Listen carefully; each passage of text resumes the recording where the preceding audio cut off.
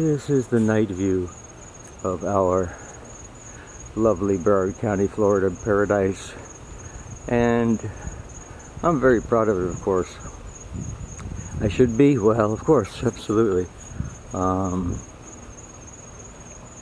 It's just so unique for this particular neighborhood, which is not very unique for anything, basically, but we've got it all lit, and it comes alive at night, so we're really very pleased. Fortunately, Paul and I had that little run-in about ideologies of how to landscape, and we went out on the sides, which we're going to fix, and I'm going to fix it because I know what I want there. And we're going to have this still the front be the front, and whoever has this house is going to be very happy to have it because it's so beautiful. And not just daytime, not just nighttime, anytime. So as we pan up to the front planting area, you can see that I've tried to incorporate quite a bit of xeriscaping. I really was trying to go for the California look here, and this is not very atypical if you want to say what you'd see in San Diego, perhaps, maybe Orange County, around Laguna, probably up in Santa Barbara too. So we have strong vertical elements along with the tropical. So it really doesn't have any one giveaway in terms of, you know, what you're supposed to be taking away from this yard, but a lot of good lighting. And I like LED because it doesn't really use much electricity, and you get a nice glow out of it. And it's really nice mixed with the new LEDs, the candelabra type lamps that will flicker. I mean, damned if I didn't know those were not real lamps. They're just excellent. So now I think we're getting there. Tomorrow is where we will start to rebuild, whatever you want to call it. But yeah, it should be real nice. And I think in time it will be something that I would have forgotten about how painful this whole issue was. By then I'll have my own other landscape to deal with. Once you got a juxtaposition of chrysanthemums which have been here 3 years, they just bloom and bloom and bloom.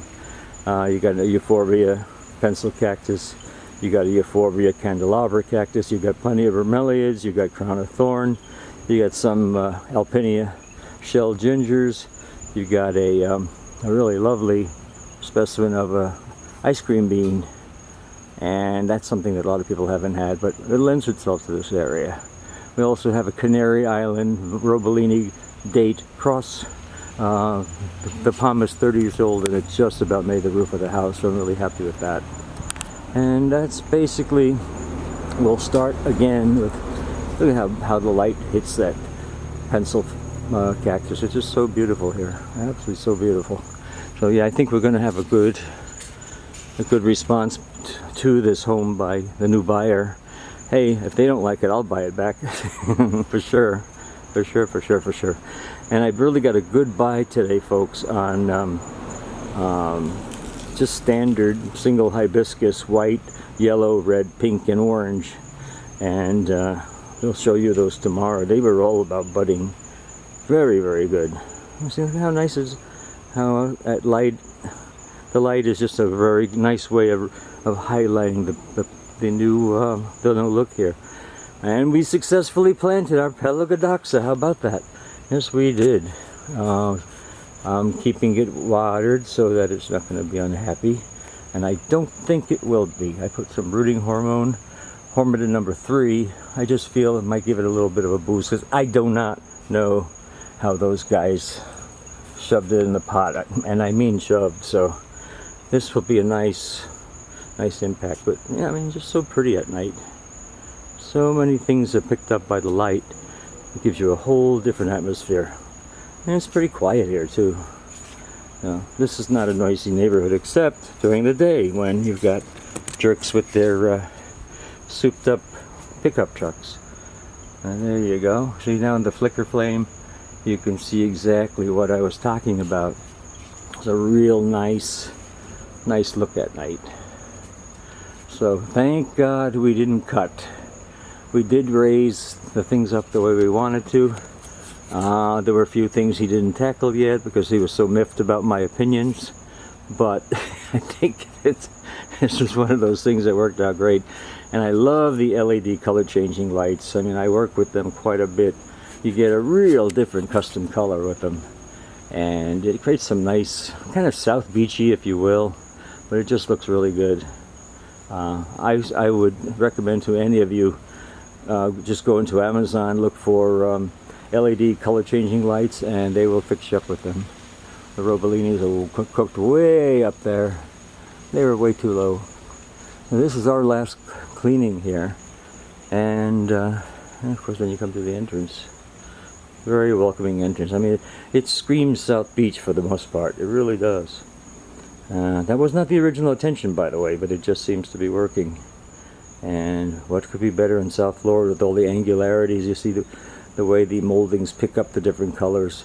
In the area, there's little fascia indentation, so they're picking up the color of the other lights. So you get a penciling effect. You've got a green underlay for the fascia, and then you have a pink overlay. You've got the orchid is coming out of the sidewall, hitting on the right side of the entrance. It really looks beautiful. It becomes very effective that way, and it just helps because everything here is angularity. Everything's got to be angularity, and I think that gives it the best.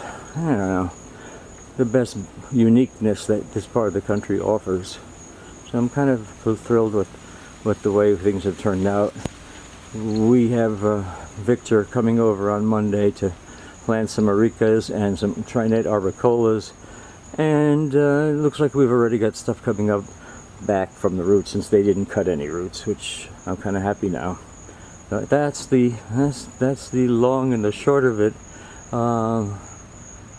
Probably won't continue tomorrow, but Monday when Victor and his gang are here, I'll film them. And I appreciate you being here at Our Southern Gay Porch. It's a pleasure to have you here. You're really doing a great number on our views and on our time watch, and I thank you so much for that. I know it's it's not easy when you have to choose a friend who's also got a YouTube channel, and when you have so many other YouTube channels that you love. And I know we're not exactly new, but we might not be the most important thing in your watch list, and that's, I'm realistic about that. But I am the palm doctor of the world, and I take care of everything, and I tell you about everything that has to do with tropical plants and house plants. But there is no such thing as a house plant. A house plant is something that does well in your home enough. It does well enough, but that plant in its native territory is probably 20 times bigger, more healthy, different colors even. So a house plant is just a plant that has more ability to put up with your lousy outdoor, your indoor environment. You probably have a little bit of moisture. You missed your leaves, things like that, which just gives it a lot better chance to be happier. Pebble tray under your plants.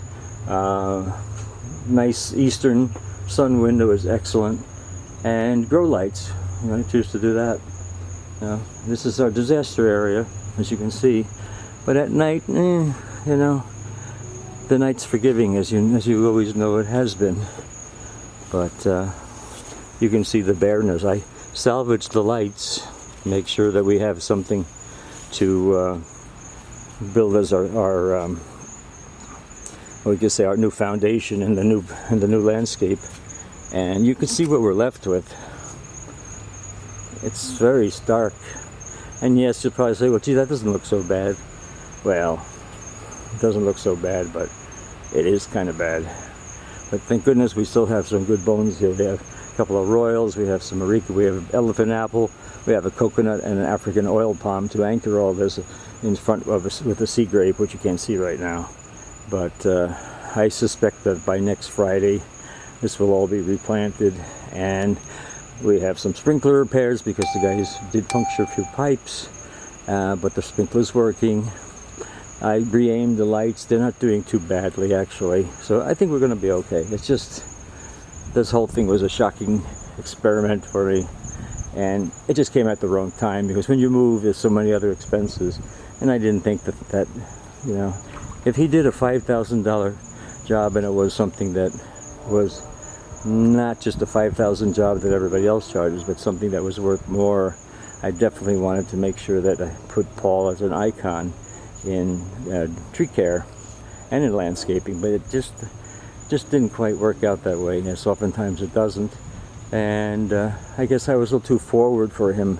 My expressions to him of affection were not appreciated. I think he was just too young, and it's okay. You know, I told him, I said, we're all in this together. I have nothing to gain to see you not happy, so let's just call it a day and leave it at that. This is your palm doctor. This is Paul, your tropical plants doctor of the world, signing off, and thanks for subscribing for Our Southern Gay Porch. Thank you for considering subscribing to Patreon, and thank you for being you, because remember, without you we're nothing.